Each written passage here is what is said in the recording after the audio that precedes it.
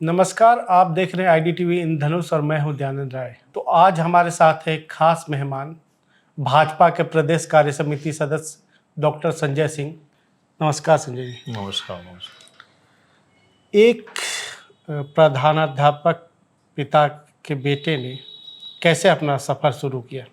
विद्यार्थी जीवन से ही जब देखता था कि अपने समाज में कुछ भी अन्याय हो रहा हो तो अंदर से एक उफान सा उठता था कि मैं भी इसका हिस्सा बनूं, उस आंदोलन में कूदकर जो भी समस्याएं हैं उसका निष्पादन कर सकूं। इसी निमित्त रांची विश्वविद्यालय में हमारी सारी शिक्षा दीक्षा हुई है। वर्ष 94 की बात है, विद्यार्थियों के लिए मैंने संघर्ष किया था। प्रकरण था पीजी में 75% उपस्थिति होने के पश्चात ही एग्जामिनेशन में अपीयर होने की बात थी आई। ये अच्छी पहल थी, लेकिन उसके साथ एक यह भी था, उस समय यूनिवर्सिटी में रांची विश्वविद्यालय में कक्षाएं नियमित रूप से नहीं चला करती थी। विद्यार्थी सफ़र कर रहे थे, उस सफ़र में मैं भी था। मैं भी जब पीजी यहाँ यूनिवर्सिटी से कर रहा था, तो ऐसी परिस्थिति में सिर्फ अटेंडेंस को ही मापदंड बनाना हमें उचित नहीं लगा और मैंने इसके आंदोलन किया।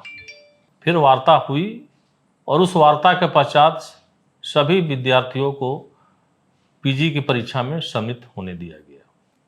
तो हमारी शुरुआत वहाँ से हुई। उसी समय समाजवादी पार्टी अपने झारखंड प्रदेश में राजनीति कर रहे थे। साधु शरण गोप उसके प्रदेश अध्यक्ष हुआ करते थे। हमारे इस आंदोलन से प्रभावित होकर उन्होंने हमसे संपर्क किया और आप क्यों नहीं राजनीति के माध्यम से एक जो भी आंदोलन कर रहे हैं एक प्लेटफॉर्म ले लीजिए। तो चूंकि राजनीति में मेरा पहला समाजवादी पार्टी ही रहा और साधु शरण गोप जी ने हमारे नेतृत्व क्षमता को देखते हुए हमें प्रदेश सचिव के पद पर रखा था। तत्पश्चात माननीय बाबूलाल मरांडी जी इस प्रदेश के प्रथम मुख्यमंत्री, जब भाजपा से वो अलग होकर जेवीएम में आए, उन्होंने इस राज्य की एक अलग पहचान दिलाई जब वो 28 माह के कार्यकाल के मुख्यमंत्री थे। मैंने झारखंड विकास मोर्चा में अपनी सदस्यता ग्रहण की। बाबूलाल मरांडी जी एक अच्छे संगठनकर्ता हैं, प्रत्येक कार्यकर्ता की क्षमता को पहचानते हैं। उन्होंने झारखंड विकास मोर्चा में केंद्रीय कमेटी से लेकर प्रदेश संयोजक खेल विभाग के रूप में संगठन की जवाबदेही हमें दिया। तत्पश्चात कि भारतीय जनता पार्टी के संपर्क में आया। पंडित दीनदयाल उपाध्याय जी का ही कहना है कि समाज के अंतिम व्यक्ति का जब उत्थान होता है तब समझिए कि हमारे समाज का विकास उत्थान होगा, राज्य का विकास होगा, उत्थान होगा और राष्ट्र का उत्थान होगा। तो इन मूल सारों को मैंने अपने जीवन में आत्मसात करने का प्रयास किया है। अभी मैं भारतीय जनता पार्टी 2 टर्म से प्रदेश कार्य समिति और प्लस विभिन्न प्रखंडों का प्रभारी के रूप में कार्य कर रहा हूँ। शिक्षा के क्षेत्र में जा सकते थे, असिस्टेंट प्रोफेसर के रूप में काम कर सकते थे, राजनीति में ही क्यों आए? राजनीति ही एक ऐसा प्लेटफॉर्म है जहां हम समाज की समस्याओं का समाधान कर सकते हैं और इस झारखंड प्रदेश में जो हमारी जन्मभूमि है, रामगढ़ जिले के भुरकुंडा में हमारा जन्म हुआ है, हमारा जो ये कर्म क्षेत्र है उस कर्म क्षेत्र को कुछ दे सकूं, इसी भावना के साथ मैं राजनीति में हूँ। राजनीति में आपको लंबा समय गुजर गया है। राजनीति आज के समय में जनता की सेवा का कम और अपनी सेवा का माध्यम ज़्यादा माना जाने लगा है।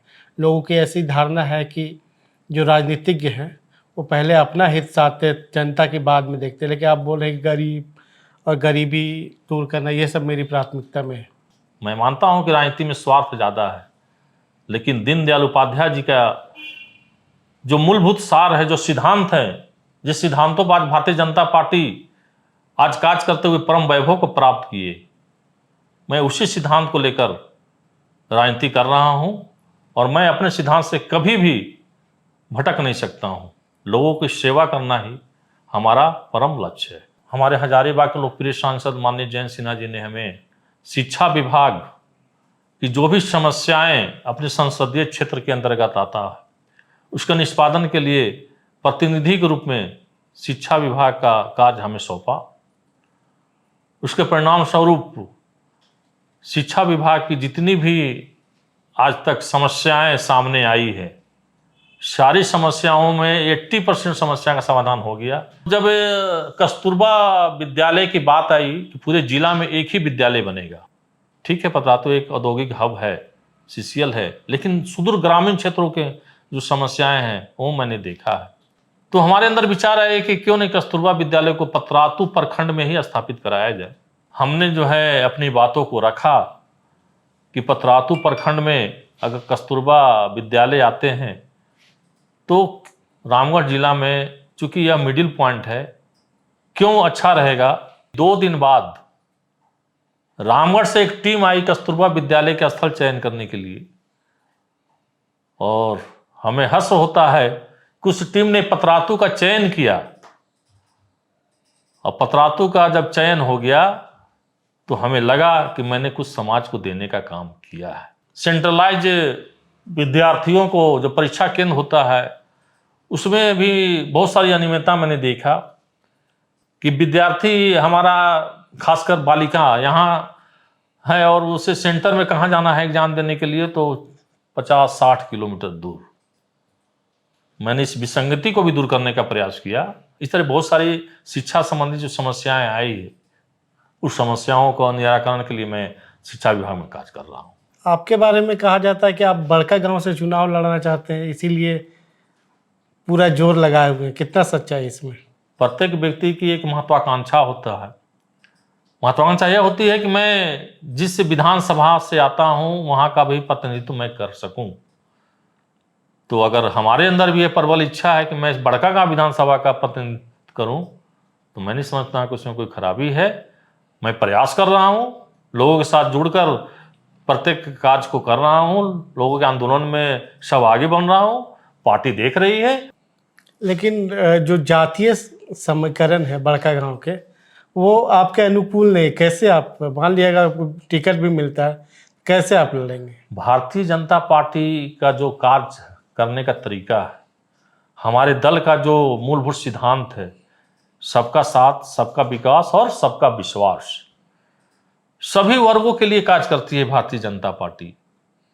आप देख सकते हैं, सिर्फ भारतीय जनता पार्टी को कांग्रेस ने, मैं स्पष्ट रूप से दल का नाम लेकर बोलता हूं, कि उन्होंने समाज में भ्रांतियां फैलाने का कार्य किया है कि इस वर्ग के लिए भारतीय जनता पार्टी एक समता पार्टी है।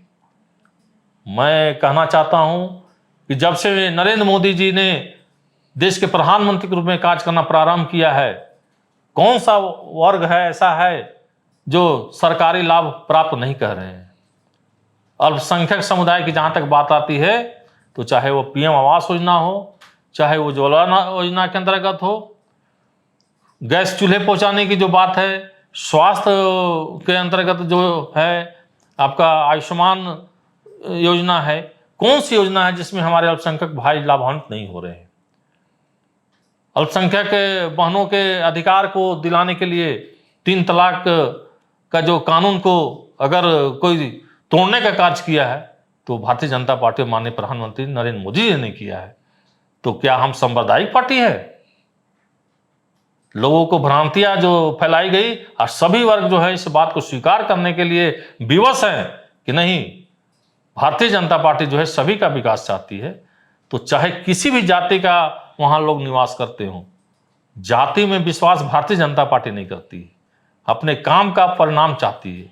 और लोगों को अंदर घर घर तक अगर पहुंचने का कार्य हम कर रहे हैं तो निश्चित रूप पर वोट के रूप में हमारे पक्ष में वोट मिले, यह आशा भी है। और मैं यह विश्वास के साथ कर सकता हूं कि कोई भी जाति हो, चाहे वह महतो क्षेत्र से हो, चाहे अपने वैश्य समाज से हो, चाहे अल्पसंख्यक बंधु हो, किसी भी समाज का हमें समर्थन मिलेगा, यह पूर्ण विश्वास है। आप अपने पिता को आदर्श मानते हैं अपने कार्यक्षेत्र में या जीवन में, क्यों?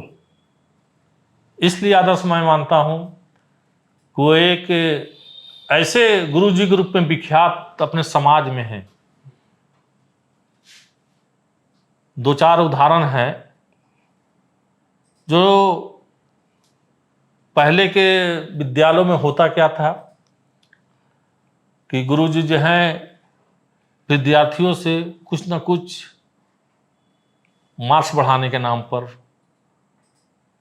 तुम्हें अच्छे क्लास में उत्तीर्ण करा दूंगा उसके नाम पर, ऐसे भी हैं शिक्षक। लेकिन अपने पिता का मैंने देखा कि लोगों के द्वारा मैं सुनता हूं कि आप केएन सिंह जी के सुपुत्र हैं। अरे बहुत स्ट्रिक्ट थे, कभी उन्होंने विद्यालय में अनुशासन को तोड़ने नहीं दिया, और हम उनसे पढ़े हैं।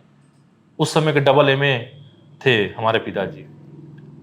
इंग्लिश तो ऐसा उनका था कि हम कह नहीं सकते हैं। लोगों के जमान पर आज भी है, यहां तक कि दो दो हिस्ट्री सीटर जो अपराधी हैं वो स्वीकार करते हैं कि नहीं, आपके पिताजी जो है हमें पढ़ाए हैं, और मैं उनके डर से क्लास छोड़कर भाग जाता था।